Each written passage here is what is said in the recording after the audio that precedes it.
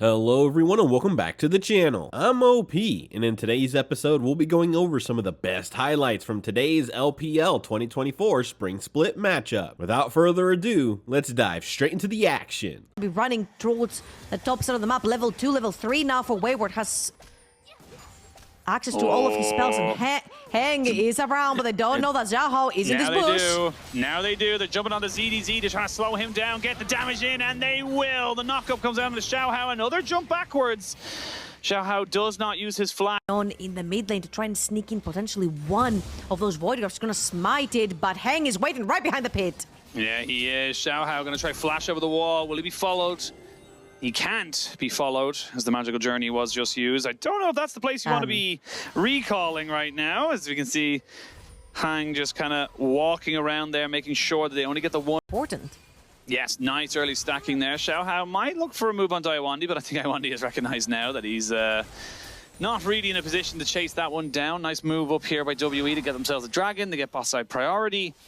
And they get themselves the dragon, the first dragon of the game, so... This tower is more important to them than starting to stack the dragons. You do have the first one, so you're not worried about it too much. Taking a whole tower pre-minute 14 is going to be huge in terms of gold injection onto this Xi'an, 575 gold.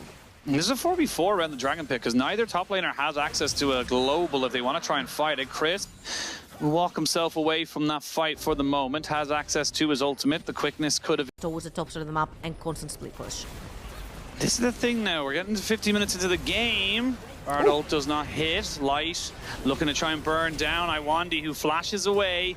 Nicely done there with the Xin Zhao, just to try and make sure everyone has to back off. He does still have the crescent guard, will use it, but still gets stunned up. The Q will land and he will go down. Can they get the damage back onto the Lee Sin? Yes, they can. Now Prince opens up with the curtain call and tries to slow them down. 3, 4 will land, but nobody will go down. Went in favor of WE now. Crisp on a flank. They have not spotted him out just yet. It's Prince who's very much in the kind of firing eyes right there. Flash kick there, but it's onto the crescent guard of the Xin Zhao. He's taking a fierce amount of damage. There's going to be the tempered fate. This should only delay his fate for a couple more seconds finish, but it's difficult to know. That's a 2-item Tristana at this stage of the game. So, yeah, I think he just gave this one up. He didn't have time for the package to be used. Yeah, I feel like this also hurts your chances a lot because you have ZDZ on the top side of the map. There is no teleport, there is no destiny, there is no way getting into this fight. So I feel like trying to get TF to become a nuisance. Lose his little shield there. The Baron is now on the rift. 2-2 in kills. 2 dragons to 1 in favor of WE.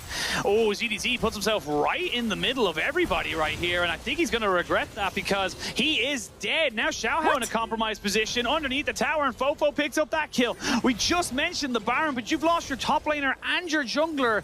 This could be the ghost sign, but I mean, look at Tristana. The Tristana right now is just free hitting on the bot side. They're going to engage here onto the top lane just to make sure they can kill off this Corki. Now who could be going down before the fight even really begins? A magical journey to set them right in front of him. Crisp is going to try and get over the wall. No, he can't.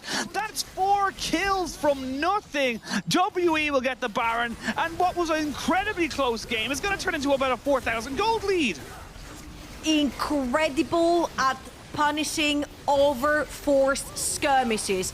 That's what is down in my document for WE, and they did just that. Extremely careful pushing that wave. Yeah, they cannot, with the composition that they have, it's very difficult to actually push 2 lanes that are super close together. Prince is going to open the call. The curtain, had 4 shots, just needed 1. And that is going to be the Xiao dead screen now. 0-2 on this Corki, and we talked about it because of how dominant he was with RNG.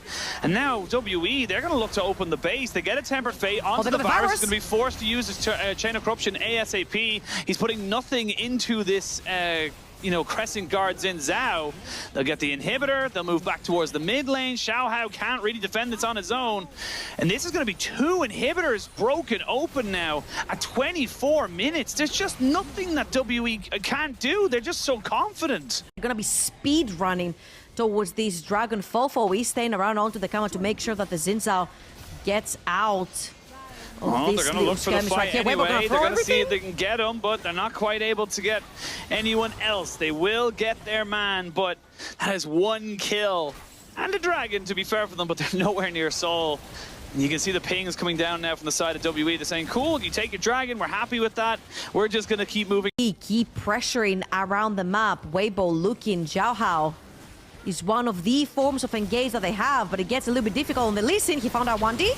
He found Iwandi. Iwandi throws out the ultimate. The Tempered Fate is good, but not good enough to save his life. Xiaohu will be able to Valkyrie himself out of this, but now Xiaohu is on the wrong side of the map. He is going to be found out, you would imagine, pretty soon on this side of it. He should have one more move to get himself out of this. He went for the other side because he saw that Wayward was on the side with the ward, so he wanted to try and maybe see if he's in this game. Yeah, and it's just going to become more and more difficult for Weibo Gaming to walk inside their jungle. They don't necessarily have a guaranteed player that can face check. Right now, Xiaohu gets jumped on by Wayward. They're actually lights just digging in front of him, so Xiaohu can't die.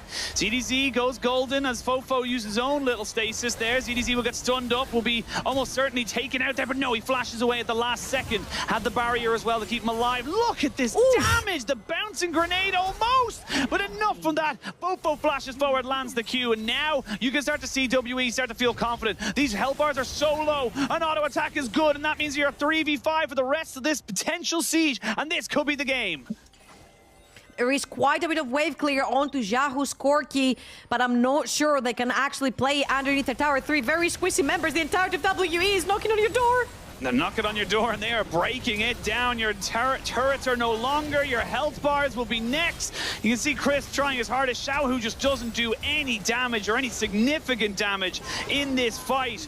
And that's going to be WE 1-0 up over Weibo. And once they found it... These were some of the best highlights from today's LPL 2024 Spring Split matchup. Which moment was your favorite? Let me know in the comment section below. This is OP, and I'll see you tomorrow. Take care.